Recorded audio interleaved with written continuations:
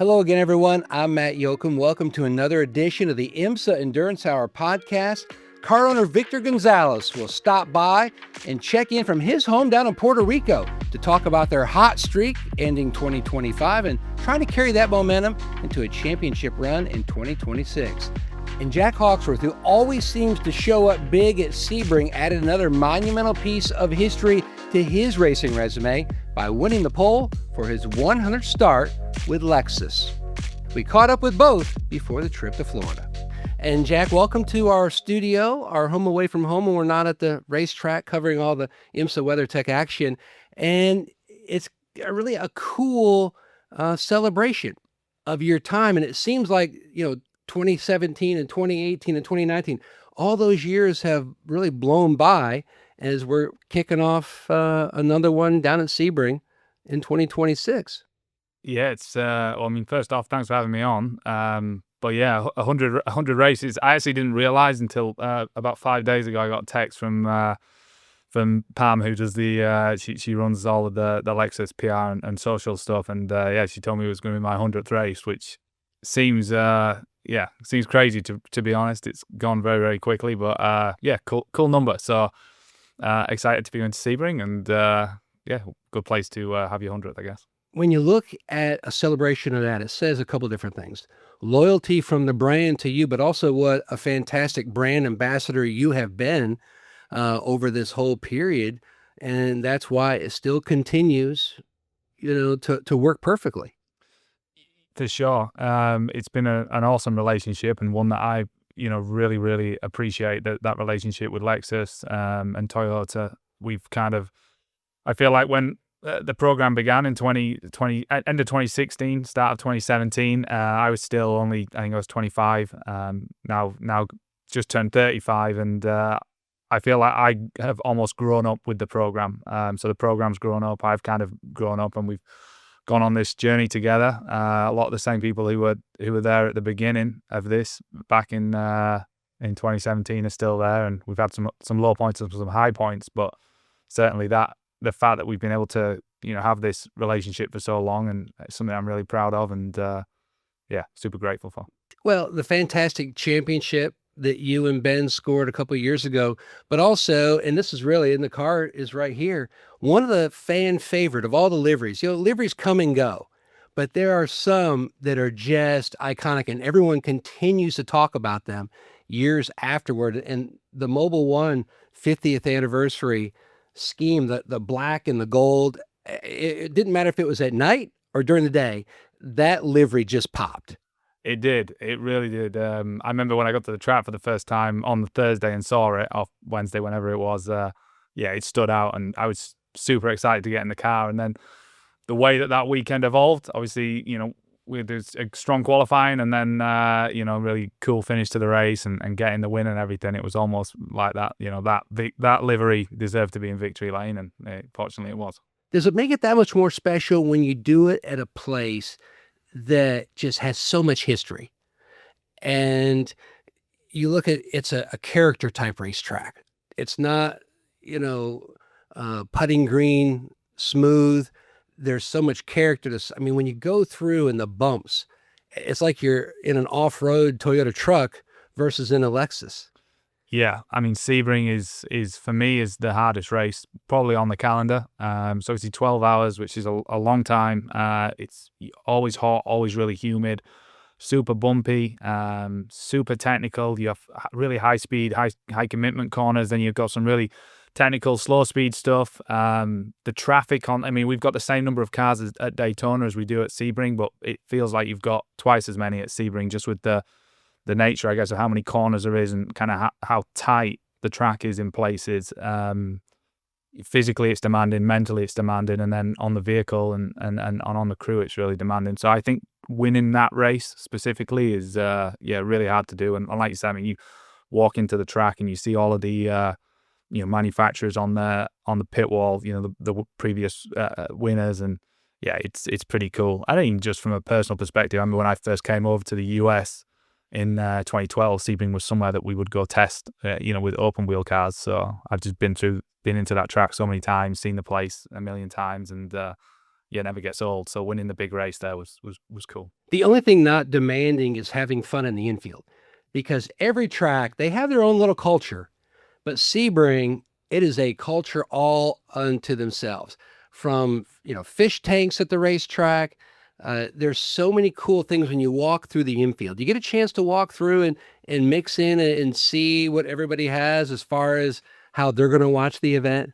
Yeah, I've been through there a few times. Usually it's a Friday afternoon thing before the race. Just go see what's going on. Don't spend too much time in there. We end up in trouble. But yeah, it's wild. I mean, I saw stuff in there that, yeah, I'll never be able to scrape from my imagination, from my mind. So it was cool. You mentioned coming to America. And what was that like at that time? Because someone had mentioned to me that you basically had sold all your stuff and that you were coming here and you were all in on making your career move here a success. But how challenging was it? What was it like back at that day? It was exciting, but it was certainly really challenging. I'd raced go-karts in Europe and in the UK and with some success, and then I'd had 1 year in Formula Renault in the UK, which had gone well, and I kind of came to a crossroads really, where it was, I needed to, this needed to become a career, and everybody knows motorsport's really expensive, and at the time there was a road to, they call it the Mazda Road to Indy. It was basically like a division system underneath IndyCar, where you had like USF 2000, Star Mazda, Indy Lights, and IndyCar, and there was a scholarship system. If you won a series, you could kind of get a ride up to the next level. And in Europe, there wasn't nothing like that. It was kind of, there was no path. So I started a company at the end of 2011, along with my manager at the time, and helping my dad and stuff, and basically met a couple of people who were very, very helpful throughout my career and invested in the company, on the back of coming to the US with the opportunity to win these scholarships, and hopefully carve a career out for myself. And then off the back of that, they would then have a share in the profits, which would be my salary and stuff. And at the time it was super high pressure, because I was coming over here kind of the one shot to try and make it. And I mean, it was exciting coming to America and racing on these tracks and everything, but I just remember it being very stressful time as well. So I enjoyed it, but it was very hard, because I knew I had to go out there and I had to perform and had to get results. It was definitely stressful, but how was the challenge like? How big was the struggle when you got here? I mean, that first year here was awesome for me. Like, I was really fortunate enough to I was driving for Team Pelfrey. My engineer, Jeff Ficklin, still my engineer today, actually, with Lexus. So we had a amazing... And both of you have aged really well. Oh, thank you. I would say you have more than Jeff. Well, I appreciate it. I'm sure he'd argue otherwise. But no, it was... that year was fantastic. I mean, I came over here. The team was great. I had a really fast car. And I was I am today still, but I was so locked in at the time on trying to make this work that I kind of relished the challenge of it all. And lived in America for the year, and went around the States racing on all these cool street tracks with the Indy cars and stuff, and won a lot of races that year and won the championship. So the first year was really cool. I guess it was hard being away from home a little bit. Couldn't fly back and forth and stuff, and it was the first time I'd really kind of like being on my own, in a different place without family and friends and stuff. But it was cool. And when you're winning it, it obviously makes it even better. So somebody told me, and I don't know if it's true or not, but somebody had mentioned that they thought that you slept in your car when you first got here, because that's how big the struggle was. You were all in, and you didn't have a suitcase full of money. You come from a blue collar background and an industrial type city over in the UK. Yeah, the sleeping in the car, that's an exaggeration. I don't remember that. But no, I come from a normal background, and definitely was not. It was not like a kind of red carpet rolled out or anything like that. It was pretty difficult. I remember my first year in IndyCar, I stayed at an extended stay hotel in the middle of Indianapolis for 6 months, and it was $200 every 3 weeks or something like that. And it was not. I mean, it wasn't ideal, but at the time I didn't mind, because I was getting to do something which was awesome, right? I was getting to race cars and compete and do what I love doing. So I mean, I was fortunate as a kid always to have really supportive, family, and my dad was always into racing and stuff. So I always had, his backing and everything. But yeah, certainly it wasn't, it wasn't, it wasn't easy to make a career. Everybody knows how expensive the sport is, and yeah, there was some tricky times, but I had a lot of fun doing it as well. So what was it like driving for AJ Foyt?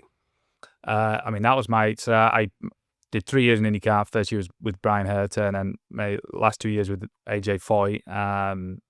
It seems like a long time ago now. I mean, unfortunately, those 2 years were not very successful. The team was struggling at the time, and we just it didn't work out for many reasons, really. But I mean, driving for AJ Foyt's cool. He's obviously a legend of the sport and everything, and I think everyone's got a few AJ stories. So yeah, it was honestly for me that was probably the toughest period of my career, that 2 years. So there's some good moments, but that was tough. Yeah. Character builder in a way. Yeah, for sure. It always is, right? Like whenever you go through a tough period, I feel like you get stronger from it and you learn from it. And I certainly learned from it. There was mistakes I made during that period, and I think they've kind of helped me now going forward to become better racing driver and better human being as well. But isn't it so true? You talk to so many different people. It doesn't have to be a driver in the series. It can be any industry. But you're always trying to hit the timing just right. And a lot of times in racing, top shelf driver, but where the team was, where they were at that time with their resources, or where they were competitiveness wise, it was not the right time on the cycle. Yeah, I mean, timing's important for sure in anything, and just in racing in general, right? Like as a racing driver, you've got to realize that you're one small part of the big machine, which is the race team, right? And no one driver wins a race, or no two drivers win a race. It's a complete team effort, and when you lose as well, it's not on you all the time. So it really is very much a team sport, and some people, I guess, find they end up in the right place at the right time and it works out, and then sometimes you have to wait and build something. And to be honest, one of the things I'm most proud of with Vasser Sullivan and with Lexus and Toyota is again, I kind of was in here at the beginning, at the start, and we weren't very successful initially, and we went through a lot of struggles to get better and to become a better race team and evolve. And I feel like I was a part of kind of helping to build that. Yeah, I didn't just arrive and we won, right? Like it was there was a period of kind of struggle before the race wins came and before the championship came. So I'd say I'm as proud of that as I am the actual wins, to have kind of been a part of something with these other people who were there and have joined throughout the years and kind of built something now where people look at Vasser Sullivan and people look at Lexus and they go, they can win races and they can be a threat any weekend.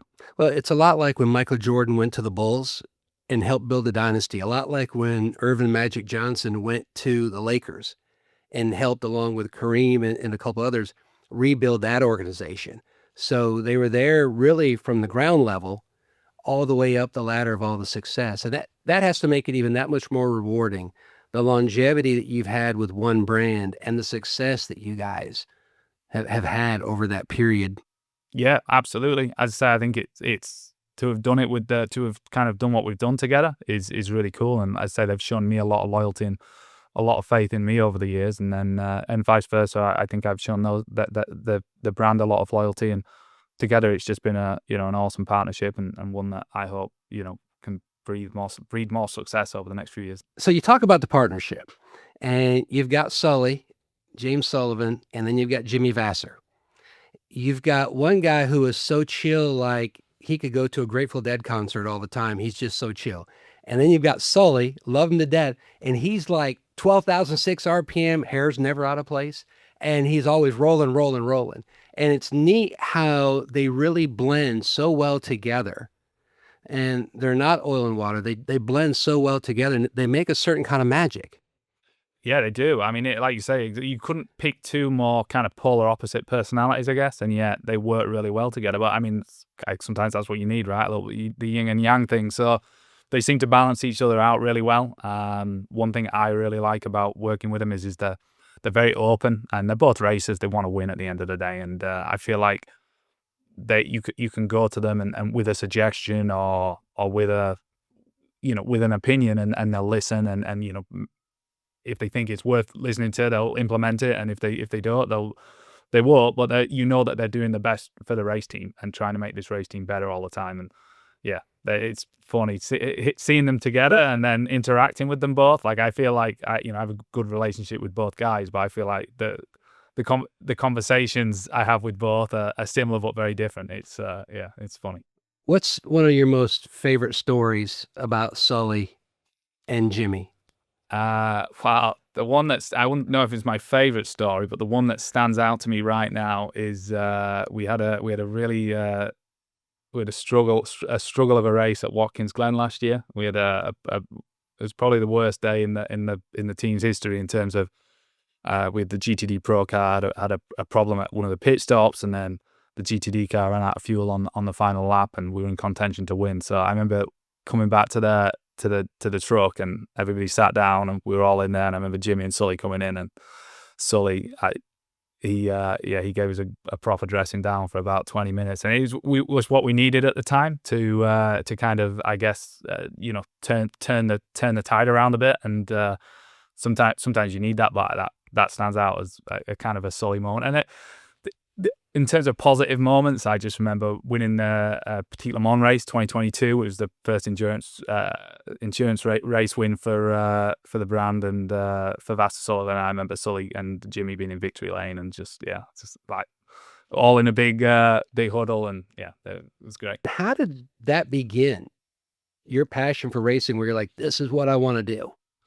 Yeah, I mean, the go-karting days were some of the best. I think all racing drivers say it, right? The karting days are some of the most fun days you have. And I mean, for me, I grew up always exposed to, I like motorcycles mainly. My dad was really into bikes, and so I had like a little PW50 dirt bike when I was 4 years old, and used to rip around on that. And I never really showed, I guess, an interest in racing, like actually racing, until I was like probably 11, 12 years old. And then that's kind of when I kind of started to I guess push my dad to, I want to race. I think it was go-karts. I can't remember how, but I'd been go-karting or something like that. And I kind of got the bug, and we went and watched a real kart race at my local circuit, Woolwell.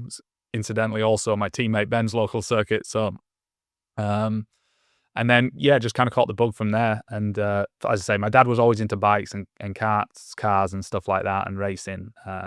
But really the kind of push to get into it came from me, really. I remember it being definitely self-driven in terms of I want to race. And those days were really cool. I mean, just going racing every weekend. I remember it was once a month. We'd go to this track in Barnsley, and then it would be, twice a month. Then you'd racing 3 times a month, 4 times a month. And it was kind of the cycle of you go to school on a Monday and be there till Thursday, then drive off somewhere Friday, race on Saturday, Sunday, come back, do it all again the next Monday. And I mean, I remember racing 40, 50 times a year sometimes in the juniors. And it was really cool. There was always another race, and really good times. Did they hold the grades over your head? Like, all right, if we dip below this, all right, the go-kart's going to be parked for a while? Or did you kind of just get the blink and the nod, like, just work with me? I mean, if they'd done that, then I wouldn't have been racing. So I think I did okay at school. They were never really. I mean, I'm sure. I think they did what I think they wanted me to behave and everything in school. But my school journey. I started off quite good in primary school. I was in the higher sets, and then gradually just worked my way towards the bottom as high school appeared. I just became obsessed with racing, and then.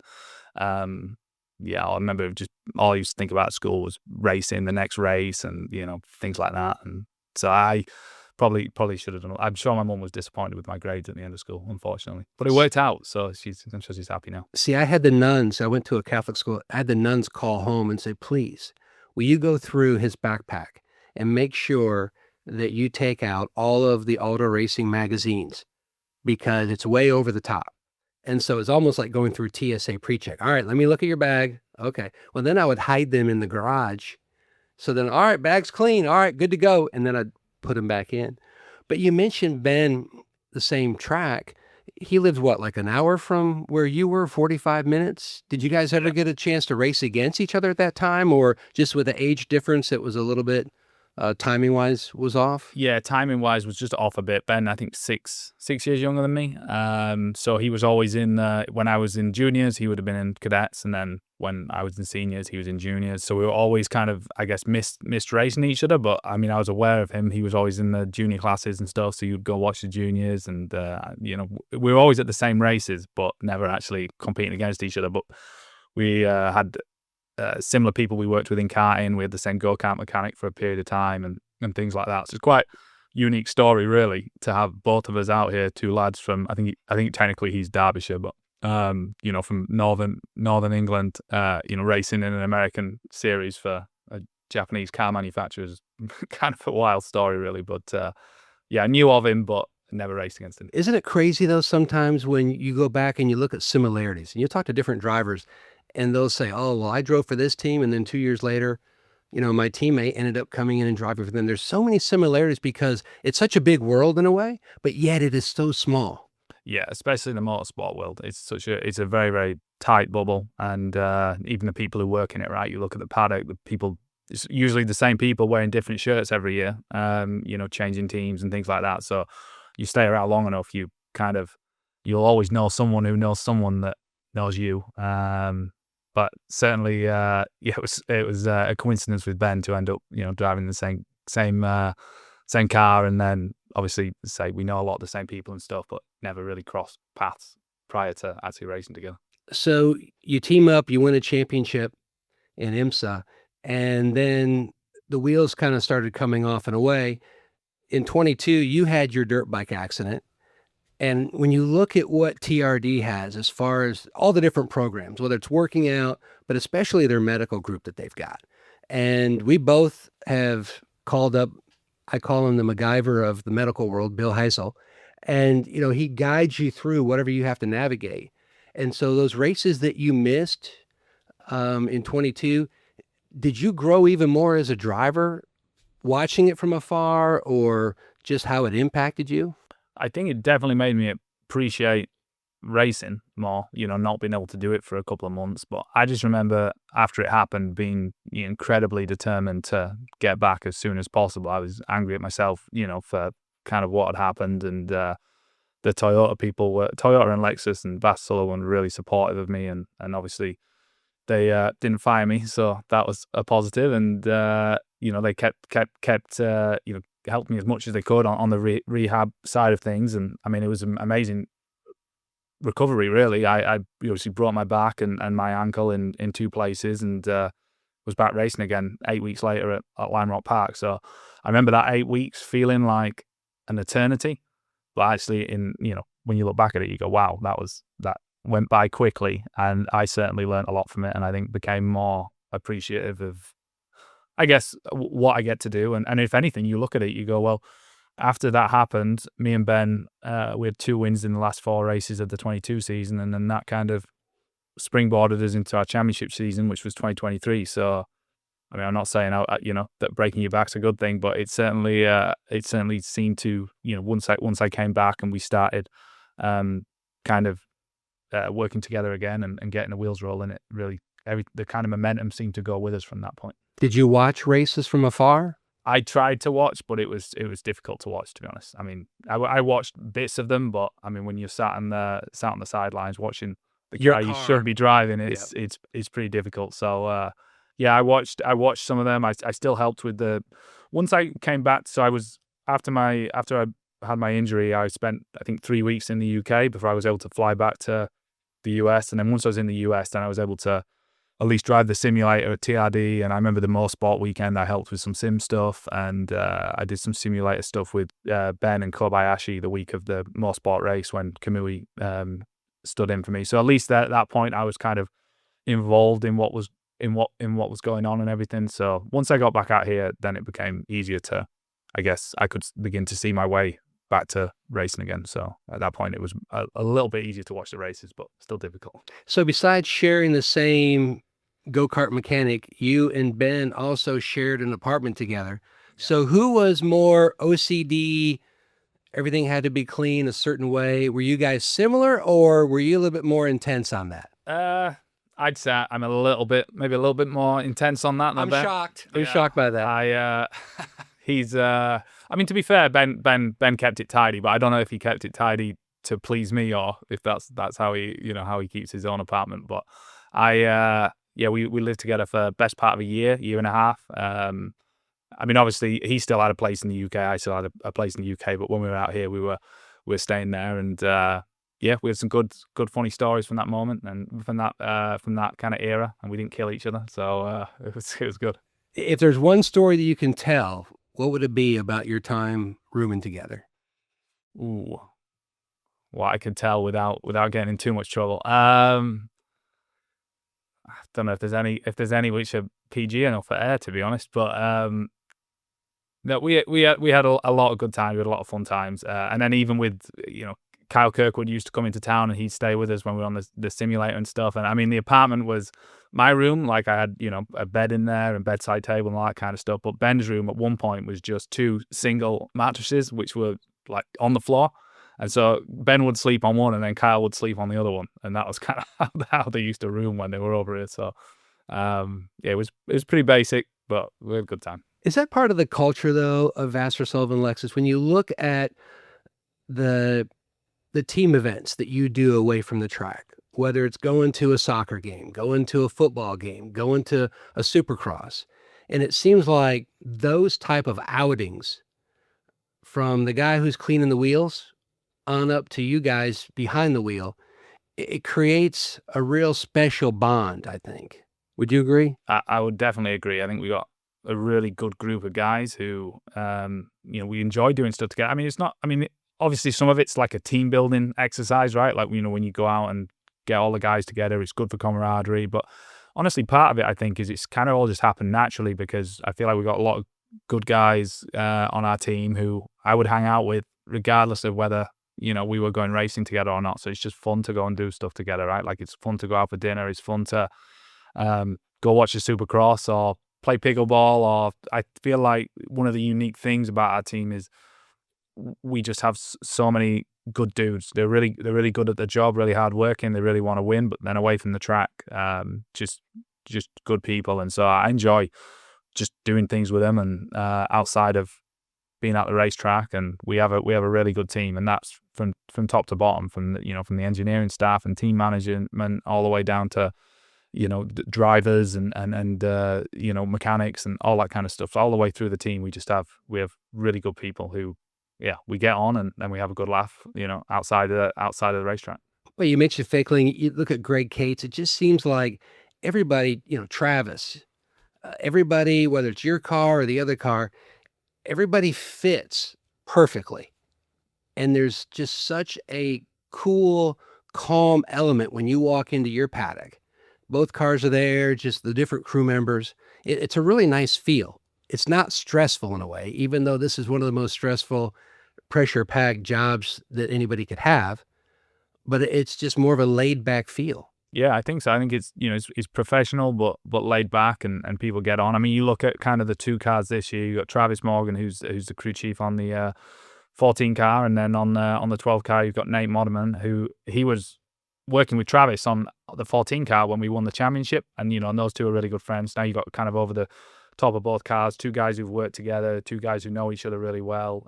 They get on really well, so they love to needle each other, and they love to get at each other as well. But there's kind of that, they're both on the same wavelength, and it's just good for team chemistry. Like across both cars, the 14 and the 12, there's a good dynamic, especially this year. I think that's become even better for us. So they split up, you and Ben, the driver pairing, one on the 12, one on the 14, and you guys were apart for a year. Do you feel like that distance, even though, you're in technical meetings, you're in the paddock, but breaking up the band, so to speak, a lot of times, you'll hear the Eagles and they'll talk about, man, why did we ever break up? But once you get back together, did it make you appreciate even more the pairing and the friendship that you guys had, and did it make the 14 an even better team in 2026 when you guys got back together? I think so, and I hope so. I mean, the proof's going to be in the pudding, right? We're 1 race down so far. It's 24-hour one, and we've got many races to go. So we will see how the season goes. But certainly from my side, I'm really excited to be back driving with Ben, and I know he feels the same, and having Kyle as well, and then just having Jeff, Dwight, Travis, all of the guys who I've worked with in the past during the championship year, during Sebring wins. That's kind of cool, just those vibes. And I think you definitely appreciate what you had, or some of the pros of it, and I think we've both kind of grown to appreciate it a little bit more. And I'm certainly really excited for this season. And so far, the team chemistry couldn't have been better this year. It feels like, even though we had obviously a rough Daytona performance-wise, we're riding high in terms of feel-good factor. And you mentioned your tenure with Lexus, and it really is one of the oldest cars in the field, and you guys continue to keep it competitive and win races. And it says so much just about the guys and girls involved in the team.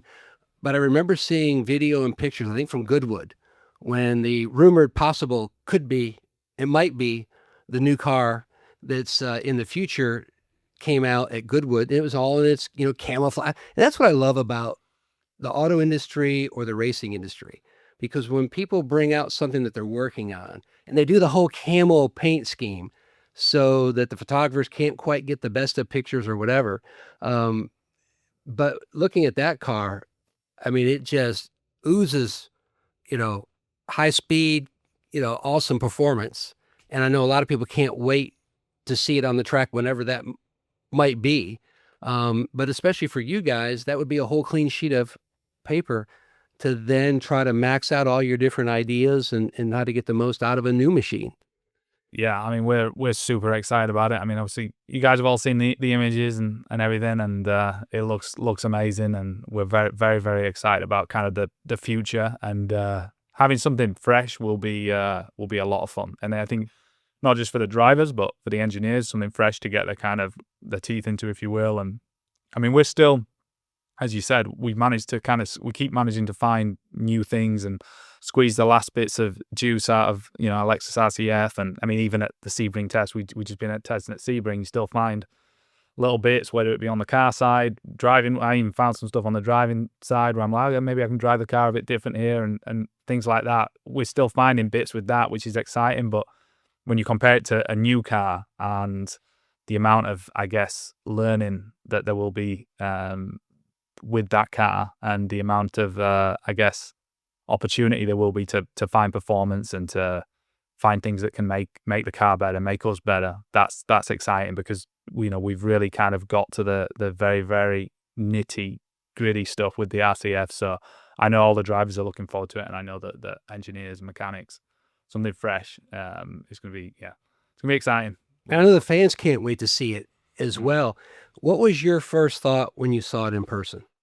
I thought it looks really aggressive. I think it looks super cool. I think it looks really sleek. I like how low it is. I like how kind of long it is, and that kind of aggressive front end.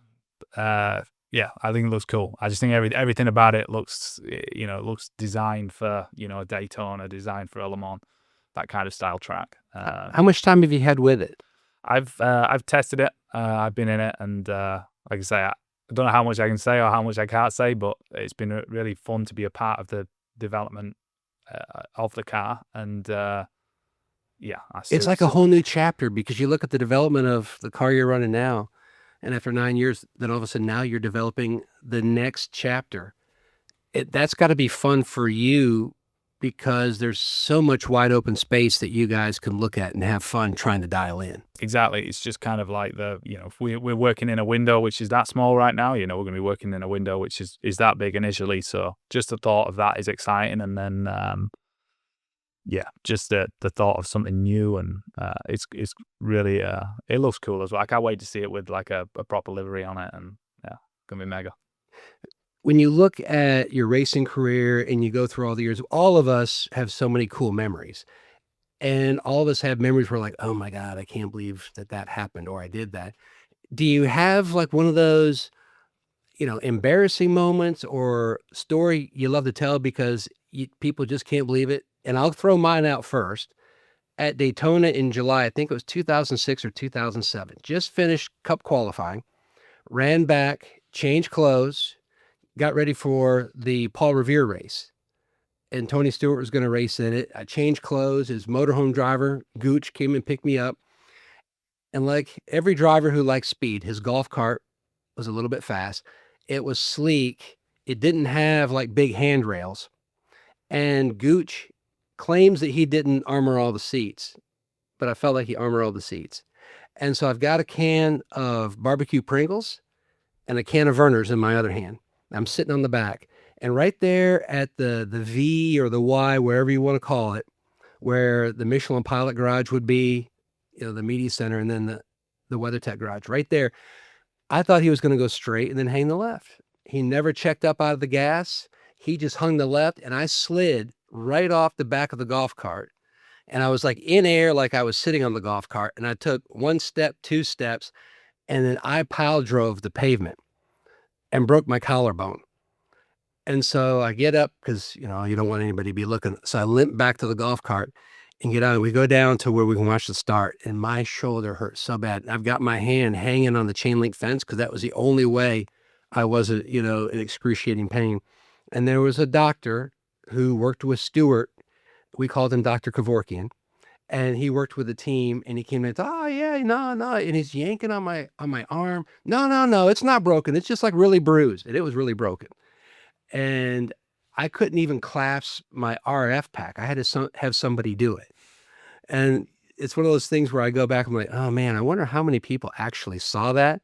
But it was one of those, moments that you would see viral, or it's like, oh my God, that was like a splat, on the pavement. Ever anything crazy like that? Or I don't think I've ever fallen off the back of a golf cart. I've been close a couple of times. I've done plenty of stupid things on a racetrack. But in the paddock itself, I've fortunately, touched wood, so far I've not managed to injure myself. But probably the weirdest crash I ever had was it was a warm up at Road America. This was probably 2017, I think, and went out for warm up, went down to turn 5, up to 6. Through 7, just kind of warming the tires, and I went into turn 8, and I went to press the brake pedal, and my foot slipped straight over the top of it, and I went straight off into the wall.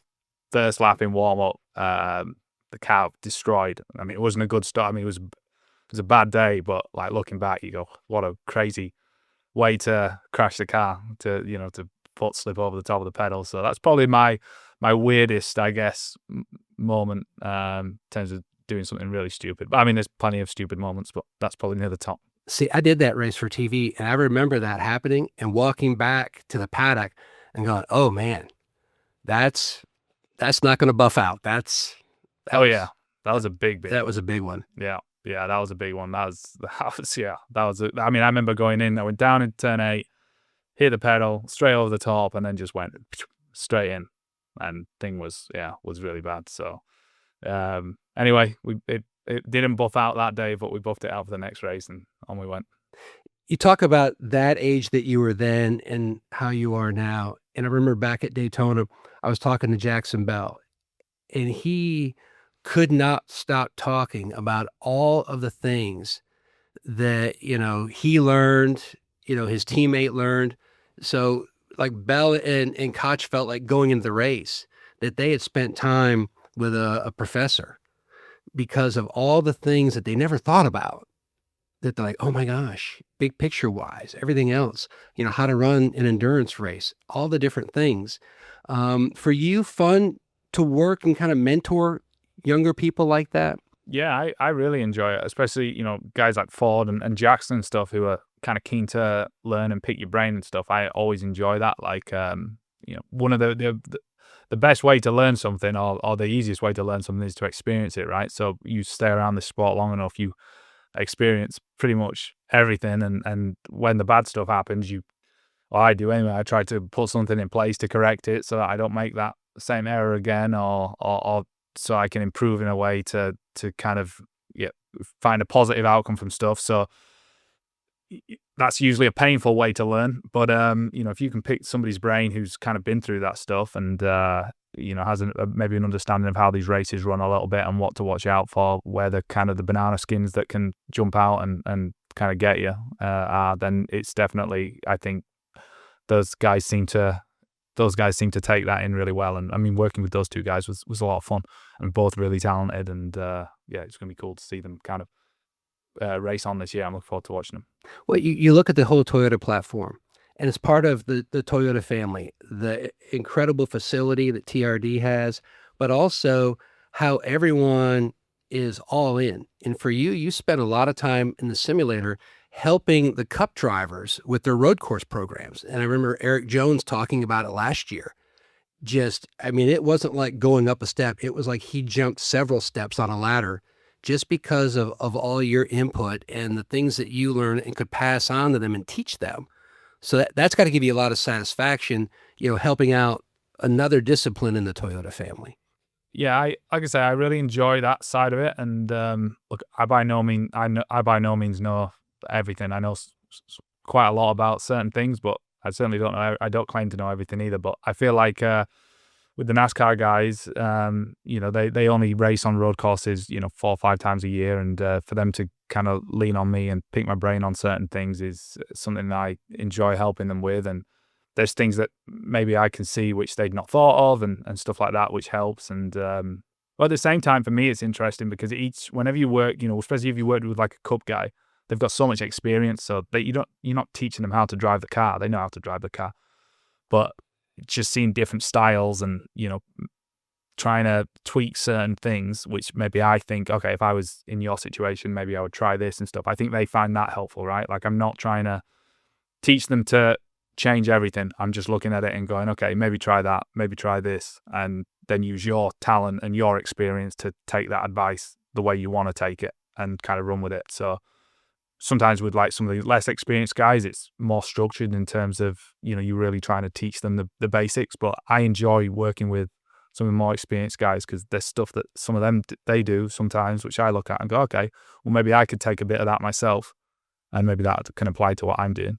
And then vice versa. I think they can take some stuff from me and go, okay, that can apply to what we're doing. So whenever you work with anyone who's kind of experienced, I guess, in or, a leader in what their kind of category, you can always find something which goes both ways. So at the same time, I'm coaching them, but I'm learning stuff as well. So it's kind of cool. Well, you've got a ton of shelf life left for your career, but is that something that you would like to do more of when you get to that certain point when you're ready to go in a little bit different direction? Being a driver coach like that, or working on the technical side, or, the driver performance side?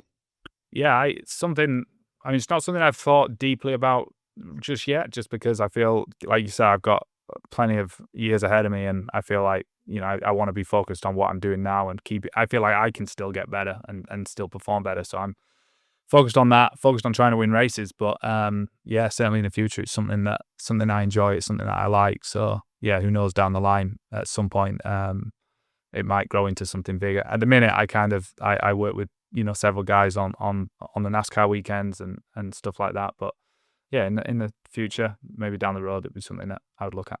So you had a 6 in the NASCAR truck. Then you were on the front row at an Xfinity race, now O'Reilly at Mid-Ohio. Do you want to go ahead and get that Cup shot and go have fun with the Cup car?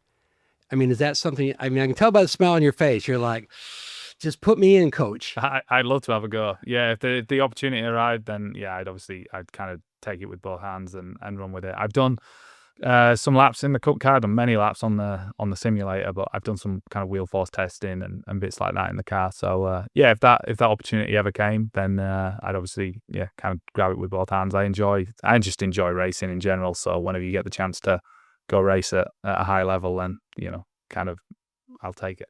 So when you first came to America, what was the thing that stood out to you most that you were all jacked up about? You just loved when you came to America, there was something that you experienced. And then what did you miss because of all your time over here that you missed from home?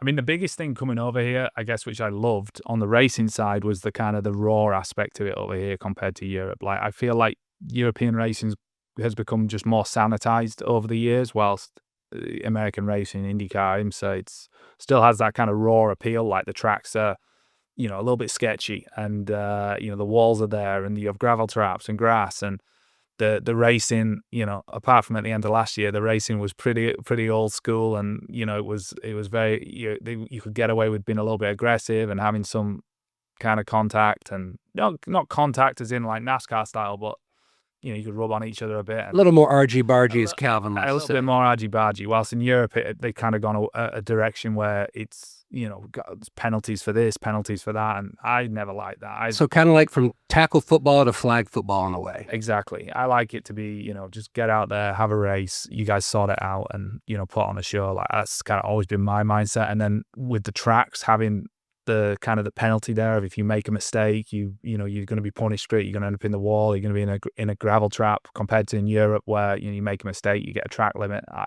For me, I really enjoyed that aspect of American racing, and I still do. And I really hope that it kind of that the American scene keeps that rawness, because I think the drivers like it, and I think that the fans and people watching like it as well. So that's probably the thing I enjoyed most about coming to the States. And outside of racing, how big the country is, right? Like how much space you have. Like you can do so much in America that you can't do, in Europe or in the UK, just because the country's smaller, the houses are tighter together, you have less space, you have less land, it's harder to get permitted. Like it's just, America's great because it's just, land of the free, or whatever you guys say, but it's really, really cool country, and I really loved it. I mean, to be honest, for me, the only thing I really miss about the UK is, my family, my friends, and kind of the people I know back home. Other than that, the US as a country, I really enjoyed being here, and I really enjoy racing out here. So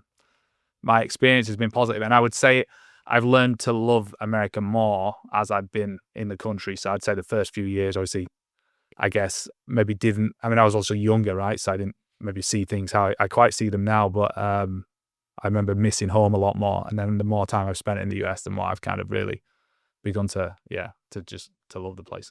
Does it make you appreciate even more the journey that you've been on from the time you and your dad were doing go-karts? Before that, you're on two wheels, to where you are now, and you look at your body of work in auto racing. Do you ever take a chance just to sit back and kind of reflect on, wow, what an incredible ride it's been? Yeah, I definitely. As you get older, do you feel like that maybe comes on your radar a little bit more, or? A little bit, yeah. I'm very appreciative for everything I have, and for, kind of the opportunities I've been given, and the kind of life and everything that I've got now because of motorsport, and I get to race cars, right? Like, I mean, there's no better job than that. I can't be. I mean, it's like hitting the Powerball lottery. Exactly. No, it really is. Like, you even when you're having a bad day, you have to check yourself every so often and be like, come on, this is pretty cool. You got the best job in the world. But at the same time, I really don't think, I only feel like I'm halfway through the story, if that makes sense. Like I said earlier, I feel like I can get better. I feel like I can still be a better racing driver. And I really feel like these next 10 years, I still have a lot I want to do and achieve. And so, yes, I'm very happy with everything, and really grateful for everything that's happened and all the kind of experiences and everything. I wouldn't change it for anything, but I don't think about it too much, because I still feel like the next 10 years I feel that's going to be even better. So I'm focused on that. So part of the American experience is also the movie culture, and love to segue into one of the all-time great movies, Groundhog Day with Bill Murray. Have you ever seen it? I've never seen it, but it's funny that you were talking about Groundhog Day, because there's actually a groundhog, right? It's the little furry man. Yeah. He comes out, and usually he spoils everyone's day by saying there's going to be a whole lot more winter left. Yes. It's funny, actually. We had a conversation about this just after Daytona. It was me and Ben didn't know what Groundhog Day was, and so the Americans on the team were telling us all about it, and it still doesn't make a lot of sense to me. Like, what does a groundhog know about the weather? But there you go. And so Bill Murray had a movie called Groundhog Day, and his day started over every day, and he kept living the same day over. And then he kept changing it as it went, because he knew what he was going to experience. So he kept making his day better. But if there's one day at the track or away from the track that you'd love to go back and experience, one more time, like it was the first time, what would it be? Probably, if I could go all the way back, I would love to go back to like my first race. Like, I remember it was raining really hard. It was with Barnsley. This track in Barnsley was my first ever race. When you're a novice, you always start at the back of the grid. So I just remember being like so like in awe with the sport. Like, this is amazing. Just the smell of it, everybody with the go-karts and the track. And I just remember being so excited. Like, this was the best thing ever. And I can't really remember the race itself. I remember I span out at one point. That's about all I can remember. I just remember it was raining really hard. But I'd love to go back and just experience that again. That'd be really cool. And then, I mean, I'd always love to go. I always feel like whenever you win a race, like you have one of those moments, they're always exciting at the time, but then they pass so quickly. And then you always wish you kind of like savored it a little bit more. Like, it's almost like you wish someone would give you a script, and so you knew what was going to happen, so you could take in each minute, hour building up to that event. Exactly. Yeah. You always, like, when something amazing happens, like, you pull off a pass and you win the race at the end, or you win a race or qualifying pole or whatever it is, like whatever great kind of moment it is, like the enjoyment of it usually lasts, an hour, and then you're on to the next thing or the next. It always rolls into something else, and you never really get to fully savor that feeling. But it's the same when the bad stuff happens, right? Like, something bad happens, you feel terrible for an hour or a day, and then sun comes up and you move on. So I think that's just life, right? You never stay in the moment for too long. So you mentioned freedom, you mentioned life, and when growing up here in the States, I'm not sure what the age is in the UK, but growing up here, you count down from years to months to days until you turn 16 so you can get your license. And then you've got total freedom. And everyone always has a unique story about their very first car. So what was the very first car that you were able to drive on the road legally? Well, I actually used to know where my mum's keys were for her Renault Clio. So before I was 17, I used to sneak them off, and we used to drive illegally. Sorry, Mum. But once I passed my test, I had a blue Renault Clio. It's a little hatchback. Back in the UK, like little kind of hatchbacks with, big stereos, and that was kind of the thing. So you had like the big stereo, big subwoofer? Oh yeah, big subwoofer. So you were jamming with this? Yes. Well, we all had these. So all me and my buddies had these, like, I mean, they were not very good cars, but, worth probably £1,000, but with, 500-pound stereo in the back. So you could basically hear Jack Hawksworth coming where it's like, boop, boop, boop, boop. Yes, boop, boop. yeah, and a little 1-liter engine just revving. Anyway, yeah, I had a Clio. I think I had rims on it and a stereo, and used to, me and I had one buddy had like a Peugeot 206, and my other mate had a Vauxhall Corsa. We all used to cruise around in these. Anyway, I was showing off one day, shortly after I just got my driver's license, of doing handbrake turns in the rain. Anyway, I wadded it up straight into a football pitch wall, and then had to drive. The car was really badly damaged, but I could just about hobble it back home. Pulled up outside my house, went inside. I think I called my dad, and I was like, I've crashed the car. And he's like, well, what happened? I said something like a deer ran out in front of me, and he didn't believe me. And that was it. That was the end of that one. Didn't last very long. Renault Clio lasted about 3 weeks, and then it ended up in a fence. I did the same thing. 8 days before I turned 16, I did a handbrake going up the beach approach in Daytona. I thought it was an impressive move. Apparently the Daytona Beach Police Department didn't. And so I had 2 different tickets where I had to go to court. Luckily, Judge Clayton, he cut me loose. He, felt bad for me. And so I was able, because I turned 16 before my court date. So I handed in my license, figuring that's the last time I'm ever going to see it. And then he handed it back, and I'm going to dismiss both tickets. Just be safe. So everybody always has one of those memories that you'll have forever when you first get your license. Well, look, congratulations on the future with the new car. Can't wait to see you guys behind it and everything you're going to do. But good luck on the rest of 2026 as you and Ben and the gang go after your second championship. Appreciate it. Thanks, mate. Well, thanks for coming by. Appreciate it. Cheers. Now, one of the biggest headline stealer in 2025, at least in the second half of the year, was Victor Gonzalez Racing, a pair of runner-ups, but also closing out 2025 with a pair of wins at Indianapolis and Road Atlanta. We welcome Victor to the show. Now, Victor, where are you? I'm in sunny Puerto Rico. Right now it's 88 degrees, so I'm loving it. Oh, I know you're loving it. Just like you were that day at Indianapolis. And when you think back to that, when you have your chill time, do you just run back through that event and how special and meaningful it was? Because to see your face, to hear your voice, holding back tears because it was Indianapolis and your car crossed the line first.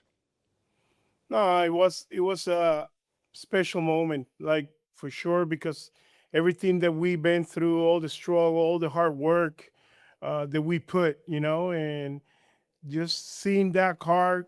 But I didn't celebrate until I was making sure the car was on the straightaway. So you see me, I was waiting at that moment. Uh, but there's so much things going through my mind, and we still like we have a like special chat between all the members of the team, and we share it like every week. We send something just to motivate everybody. When you go back to that day, though, what was it like as the laps were counting down? It was nerve wracking because I mean, you know better than anybody. You know, you're being there with me too. A lot of those times, we're just counting the laps down, and you don't want anything to happen. So it was nerve wracking for me. I was like, I hope I don't die from a heart attack because when you're driving, you're inside the car, things are way different, and you're way more in control. Outside, you're just a passenger. But we have a great. I mean, I love Tyler. Tyler's like my kid, and I know when Tyler's in the car, everybody's like relaxed because he's gonna bring it home. But it was so much things that I for sure I call my mom, my dad, my wife. I hug everybody, but it was too much emotions. Even though the first guy that texted me was Brian Herta. And you look at that relationship, and even when you were making the move and you called and asked his advice, and you were actually on the Hyundai deal, you were, working with him on the Hyundai program, but he's a racer. And what was it like when you called him to ask his advice about possibly leaving and going to Cupra? I mean, I didn't leave Hyundai because I love the brand. The brand was so good to me.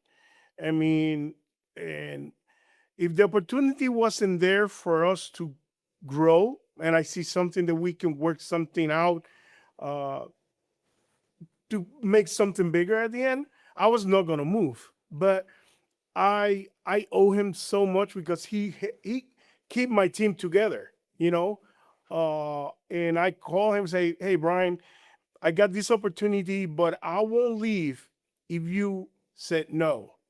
And he says, "Dude, go ahead. I'll be the first one to cheer from you and shake your hand when you guys win your first race." And it was like 1,000-pound gorilla out of my back, that relief. Uh, I mean, the way I work like really old school. Like my word is everything. And at that moment, at the Glen and in Canada, we finished P2 on the Hyundai, and we were helping them on terms of the manufacturer championship. Uh, but at that point, it's so much mixed feelings because I'm gonna compete against them in another brand. We were competing against them. Uh, but Brian was such a cool dude, and I mean, I owe him a lot, and I always gonna say it. There's nothing bad. I mean, this industry uh, is so small that you need to keep those good friends close to you. And so pretty much his reaction is really what you expected because it is so Brian Herta. Oh yeah, and at the end of the day, you see, he's a smart businessman because he knows by bringing another manufacturer, it's going to run strong. It's going to raise the level of competition in TCR. And I learned a lot of things how he run his organization. Sometimes you don't need to be the fastest. This racing in the Michelin Pilot Challenge, it's a combination of being smart and be there at the end. And there's no one better right now than Brian Herta Autosport doing that. And when you take that trophy from Indianapolis, what did you do with it? uh, the first thing I did was like I called the Cupra people and say, I'm gonna take this, your first win in the United States, to headquarters in Cupra. We flew to Barcelona. Alexis Vasquez from Sector 5 is one of our partners with me, and I'll give them the first trophy to them with a Polaroid of all the team. And they said to me, Victor, why you give us like the first trophy? You should keep. It's like, don't worry, I'm gonna keep the one from Road Atlanta, which they thought that I was crazy by saying that, but we won Road Atlanta, and we got that one. What's it like dealing with a new brand? They've got a racing background. They're passionate, mirrors sort of the lane of traffic you're in. Yeah, I mean, that this is an opportunity I couldn't let pass because it was a new manufacturer coming to the series. I knew one of the most important things that I said, everybody, my team, we have run strong with every brand that we have represented.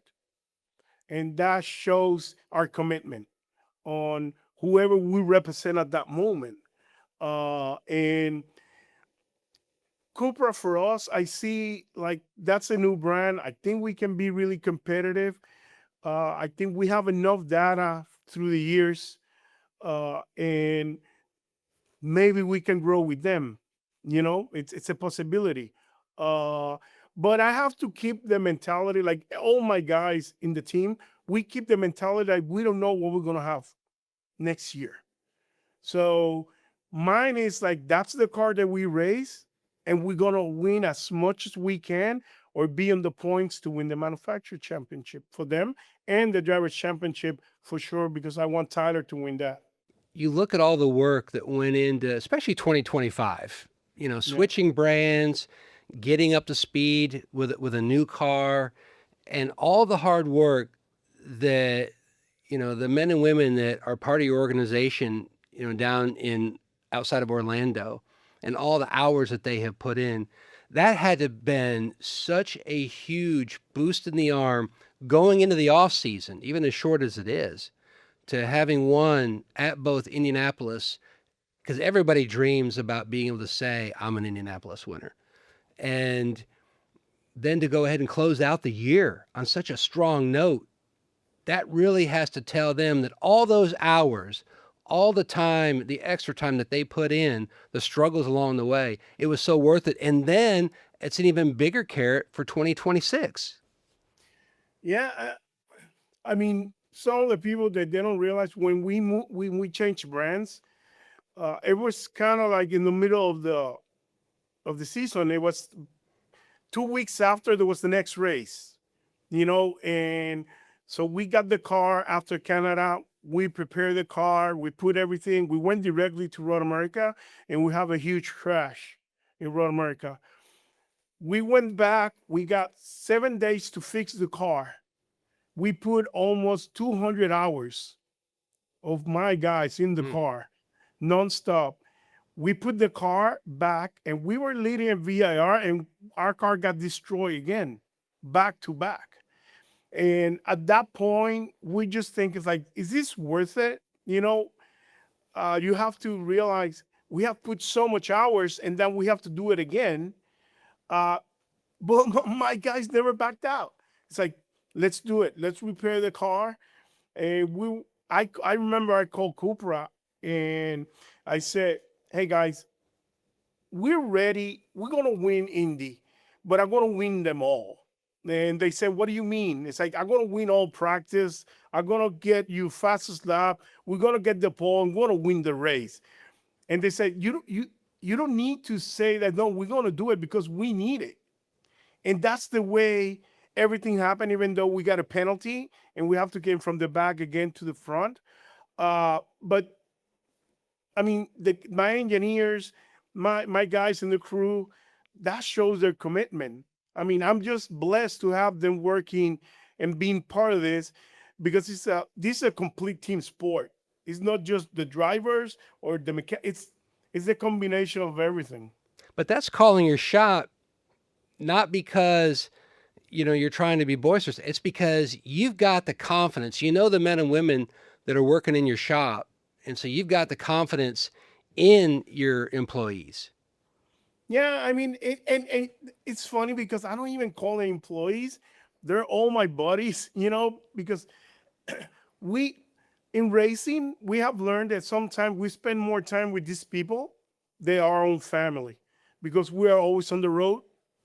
Uh, but when we won Indy, I was so I was trying to get a trophy, a small trophy, give it to all my guys because they deserve it. But Michelin Pilot Challenge is so competitive, and that is something that the 2026 when we came in, I believe we have a shot to win the championship.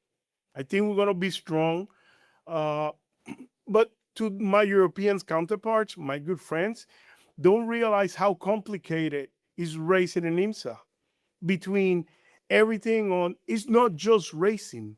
You have to be smart with the car, save the car, have the pit stops, work on strategy, save fuel.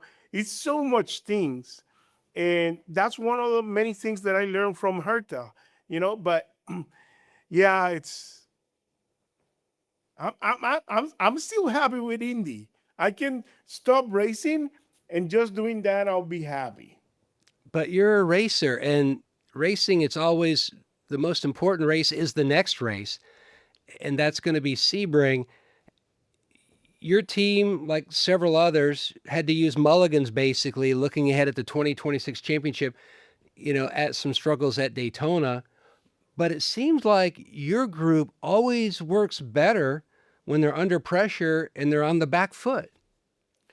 Yeah, I mean, that's true, but we don't want to do that anymore, you know, because in Daytona, like I said, I'm bluntly, I on NASCAR, I learned that I don't sugarcoat anything. Because when it's my fault or any of my guys, I'll put the blame on me. But there's a lot of things on my new drive, like when we bring Girolami in the Valverde, the Italian, there are many things they didn't understand, you know. And Tyler's a pro, This is the 6th year for Tyler racing TCR, and like I was really mad after the race because there was no excuse for us, not just winning the race, it's just being there at the end. Uh, but no, I think they get it now.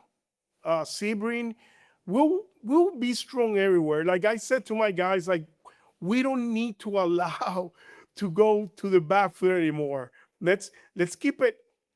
We don't need to win all the races. Let's score points. We know we're gonna be strong. I don't have a doubt on that. It just we just need to if we have a car to finish fifth, let's take the fifth place. If we have a car to do the podium, let's do that. If we got a car to win the race, let's take the win. Uh, but it's not just about being fast. It's about being smart. You can hear the passion, especially when you talk about last year and winning, but also how you approach the challenges and try to move past it and improve on your program. But one passion that I know that you have, and we have talked about it a million times, is your passion for people, and especially your passion for fostering diversity. And not only with folks on your race team, but also a lot of younger folks back in Puerto Rico. Yeah, I mean, on the foundation Casita Max, we're working to bring kids to the races because we work kids from 14 to 20, and to see the experience. They want to become an engineer, a mechanic, you know. And all my guys that works in the team, they have no previous experience at all. Uh, but as soon as they move to the next level, now they have opportunity to move to a bigger team, and they already have the experience. I say I help them doing that, and having that satisfaction to helping others always has been I'm driven by that. I mean, I've been racing all my life, and when I took myself out of the seat and said I don't need to drive no more, like that's why I said, Tyler, my seat is yours, and Girolami. When I bring Girolami, I think Girolami is a great aspect that I can keep working on the Hispanics, and Latin Americans, because I think we're passionate on racing. Uh, and by me being that part to give that opportunity, I think, I don't know if people are gonna remember me on the racing side, or is gonna remember me as like, oh, Victor, give me a shot. And so often that's the most important thing, is how you help the next person, because you've had a chance to experience so many cool memories and moments. When you were growing up, anybody in your family involved in auto racing or had a passion for it? No, I mean, my dad was in the insurance business, but a lot of his friends has car dealerships. And I love racing. I don't know why. From the, I started racing at 14, and I moved to the States so early, try to find a career. And I've been the only one doing it this professional from Puerto Rico, and just sleeping in houses of people that I don't even know at that point, but they were good people. Said, Victor, stay, live with us. I mean, I have to say thanks to Mr. Skip Barber. Skip Barber helped me a lot when I was starting, working in the school and having lap times, that the same way I was working as an instructor, learning English at the same time, because my English wasn't that good. So you didn't really know English when you came to the States. How did you improve your language barrier? Signals, hand signals, and a lot of I can remember when I came to the States, it was 94. So there was no Netflix, things like that. So my mom gave me a book. I remember, and it was Winnie the Pooh. I know. One of the Winnie first the things. Pooh is everybody's Yeah, favorite book. yes. So it was in English, but it was in Spanish below, so you understand what you were reading and understand it. And that's how I start learning English, thanks to Winnie the Pooh. Damn, I forgot about that. But it just, I was so driven, to, I need to make a career. I want to be a race car driver. It's my dream. When I started, there was more opportunities than now, and I was fighting for everything, man. I mean, I got no complaints, but definitely when I moved into the NASCAR world, I learned so much because it's so fierce competition there that you cannot back down. And I learned to be, I mean, you and I talk about a lot of my stories with Tony, and Tony Stewart, and I learned to be myself, you know, and my people don't like it. Some others love it, but I always going to be myself. And that's what I try to represent in the team. And that's what I said to all my guys. It's like, hey, racing is boring because you have to do the same job again and again and again. Do not try to be a magician because that's where mistakes happen. And, but I mean, I'm blessed. I mean, I have met so many great people. And I mean, I met the great Matt Yocum. Come on.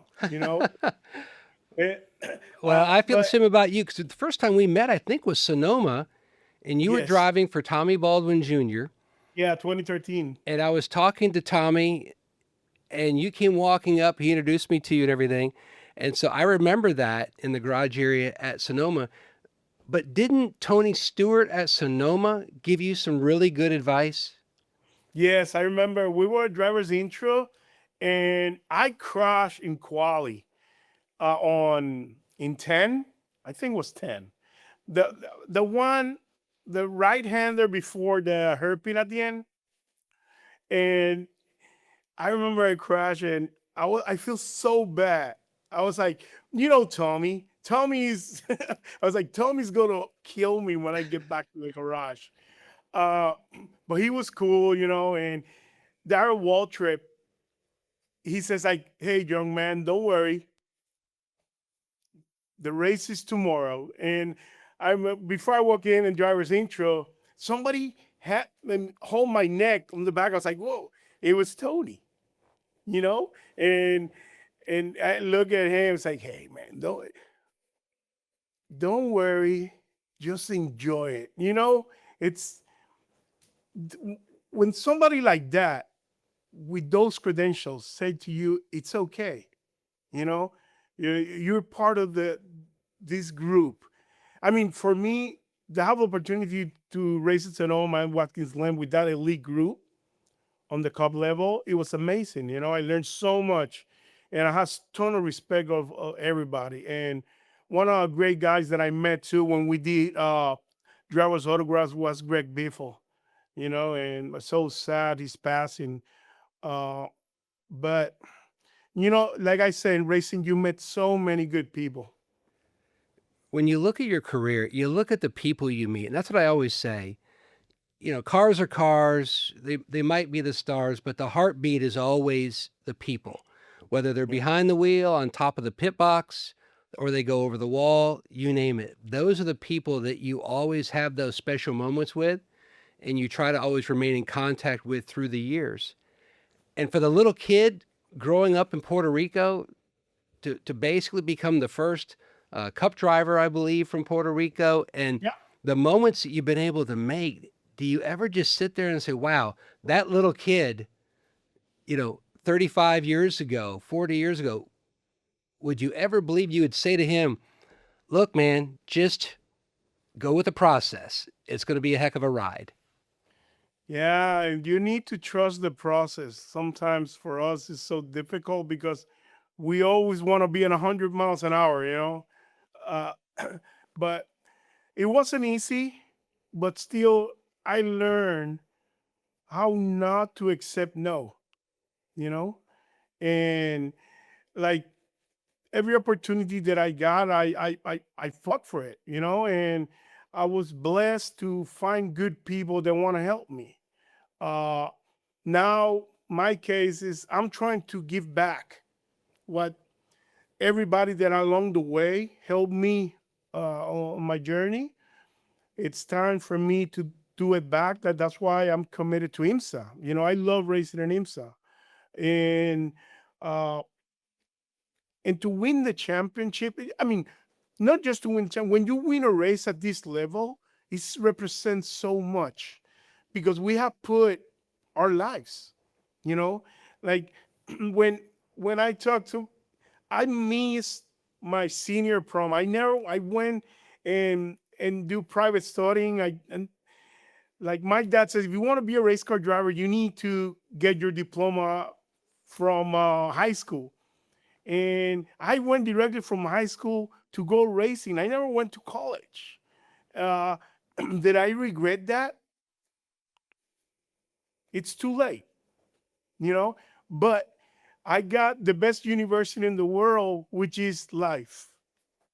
And I learned a lot. And now it's my time to give back. And that's why I'm so committed with everybody he's seeing. I'm so committed to Tyler. I want Tyler, like many people say, oh, your kid's doing great. He's not my kid, but I love it like he's my kid. And I want him to keep moving up, he's a great talent. Uh, but I got him a great partner. I think Girolami and him will be spectacular, a great pairing. And I'm going to keep bringing more mechanics. I'm going to keep bringing kids from the foundation for the races, because I think that's my call. Do you see your role now much like Richard Childress when at one point in time he said, you know what, I've got to step back from driving and he was able to work out something with Dale Earnhardt. Very similar to Mike Shank too, where he said, "You know what? I think my path, truly, my calling is being an owner, Yeah. and that's where I'm going to make an even bigger splash." Do you feel Like, like that is very similar to your position?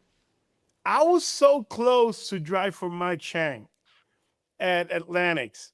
He was racing. I remember Martin Basso in Argentina was racing for him, and I met him. And I remember he was working out of the garage. You know, he was really small, and I'm so proud of what he has built. You know, I haven't talked to him in a long time because he's so busy, and you know, sometimes when we're in the paddock, everybody's in their own world. But yeah, I mean, I think my time now is to create something special, you know, something that everybody can enjoy, and being being there for them. You know, they are there for me. It's like when things are hard or we have problems, my guys are always there. Like I remember when I mean when I lost Max, which is that's why my foundation is Casita Max, and I have to flew Now, to Puerto Max Rico. was your dog, right? Yes, for he was with me 19 years, and when when he got the complications, I was like, guys, I need to fly home because Max. And they said, go. They don't even said like, no, Victor, you can't. No, no, it's like go, you know. And so people understand how difficult it was when I flew to Puerto Rico. My guys were going to New York at that point, and going to New York, my truck broke down, and another team helped me to bring my hauler to the racetrack. It was so much things happen at the same time, but God is good, man. Like I'm around good people. My wife, my family was back me up. It's like, don't worry, everything will be okay. And you know, I guess that's the story of my life. It doesn't matter the odds. We're gonna always make it to the next time. Now, what are the odds, do you think, if I spoke to your wife and said, can we at least come to an understanding about how many items that we can maybe hang on the wall that are auto racing centric? Because I don't see anything on your walls. Now, are there rules at home about how much stuff you can have on display? No racing articles in my house. That's the first rule. I mean, I got my fleece and my hat because it was in the closet when I'm ready to fly back to headquarters. But yeah, I mean, I have they sacrifice so much because we're on the roads, you know, and I have to respect that because when I'm home, it's them. You know, like there's nothing more special for me than just spend time with my wife, our dogs, our kids, go see my folks, you know. I don't go out or anything. I just spend time with them. Well, you're able to compartmentalize your day job so when you get there, it's all family time. But how do you run the race team? You know, what routine systems in place do you have so that when you're home in Puerto Rico and all your teammates are in Central Florida working on the cars, so that way you're continuing to progress it and keep the ball moving forward?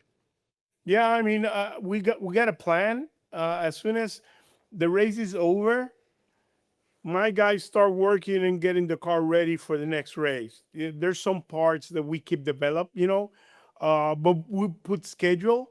Now these first three races have big gaps between them, so it's easier to just finish the cars, get them ready because they're pretty fresh right now, and just everybody go home, rest. But after Laguna Seca, things are not like that anymore because we race almost pretty much every 2 weeks, every 3 weeks. You know, like how much time we got from Daytona to Sebring? A month and a half, and then after Sebring to Laguna, we race there May 1st. So, uh, but yeah, I mean, we never stop working. We have a good plan in terms of what we want to get better, what parts we need to repair, the communication.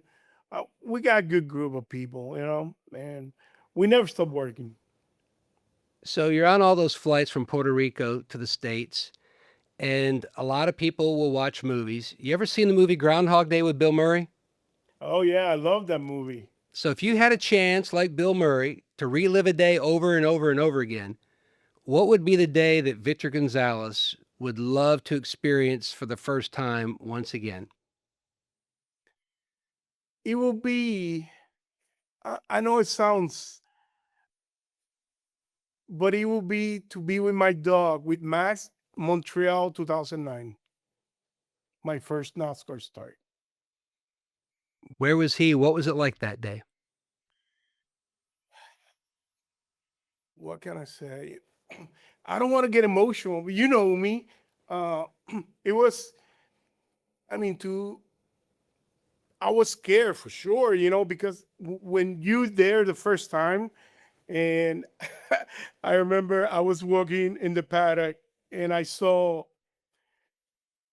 was with Max and walking there, and the first guy that says like, "What are you doing here?" was Boris said, you know, because at that time they call us the ringers. Remember that? Yeah, yeah. You know, And I'll be it a was. set. I'll be a set head here. And Boris said, "What?" I remember it's like, "What are you doing here?" And because I met Boris on the CC8 and then the IMSA side, and but I was so afraid, and the only thing that I got to go back, it was to be with Max, back the hotel, and so that was my confidence, that I was there, I was back, and okay, now I'm going back to Montreal. I remember, and people don't realize at that point, but it was, you remember those races because all the Canadians, there was a lot of entries.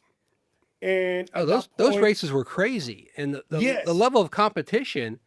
You throw in Ron Fellows, you throw in so many just Yeah, excellent it was. wheelmen. I remember it was Tagliani. It was Jack Villeneuve. I mean, all the Cup guys. I remember our field was like with 14 Cup guys, you know?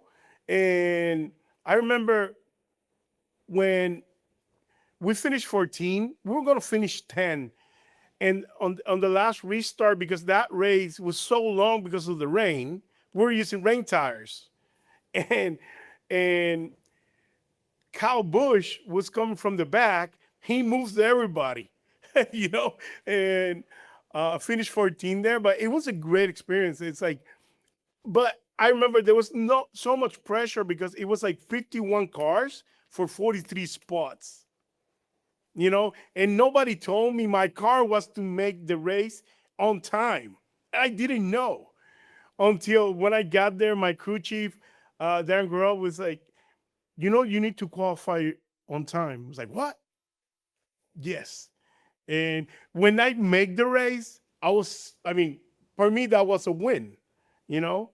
Uh, but yeah, I mean, it's just that moment, that I could be with Max and just to relax and then get back to the racetrack.